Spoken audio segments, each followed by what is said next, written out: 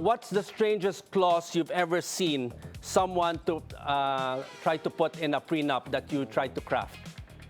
Well, depriving the wife of any share, which I think is absurd. So I had to explain to the husband that's wrong. Meron bang naglagay, attorney, na kunyari, during the marriage, kung nag-cheat ka, give me 10 million pesos, meron bang mga ganong creative ways na naglalagay sa prenup? Interestingly, wala pa akong nakitang ganon, hindi ba? Kasi pag nag-asawa ka, hindi mo naman naisip na mga ngalwa. But interestingly, in a prenup kasi, you cannot actually stipulate any rules on infidelity, for example. Okay. That Now, is something Okay, now name one line no lawyer should ever put in a prenup, even as a joke. love is for sale. Okay, now has a prenup ever saved a marriage, or does it just make the annulment paperwork shorter? Well, the answer should be both, hindi ba? Because prenup avoids conflict, and should things go awry, things would be a lot easier because there is a prenup. So it the divorce, the annulment proceeding shorter. Now, attorney, if you were the one drafting the Bea Vincent prenup, what's one clause that goes in? Ang swerte ni Vincent kay Bea, ang ganda ni Bea, di ba? Okay. Okay. Filipino in-laws in the prenup meeting, deal breaker or deal maker? Dapat ba? Sa Pinoy custom, a lot of times deal breaker sila, kasi yung mga biyanan di ba? Ako, swerte ako kasi yung biyanan ko hindi nangangialam.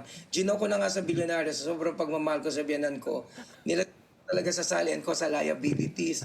Kasi, na-joke lang yan, But a lot of times kasi, yung concept natin ng emancipation, iba sa batas, iba sa kultura.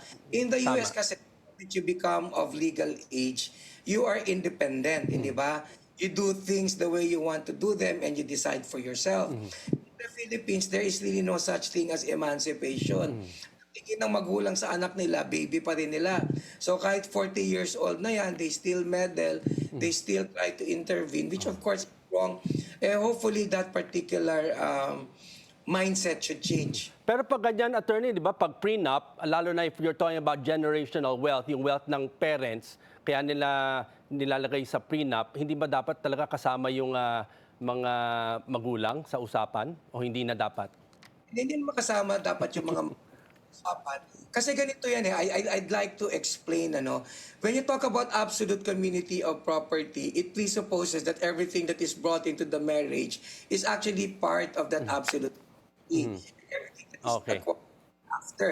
Ang problema, if for example, I have 1 billion and my spouse has 10 million. So parang feeling ko lugi ako and there's nothing wrong with discussing it with her so that we can settle that early on.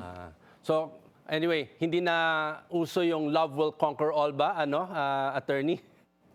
Hindi na talaga siya uso. Okay. Sa pag-aaral, halos 50% naghihiwalay yun, diba? So, kumbaga sabi ng Beatles, all we need is love. That's a lot of BS.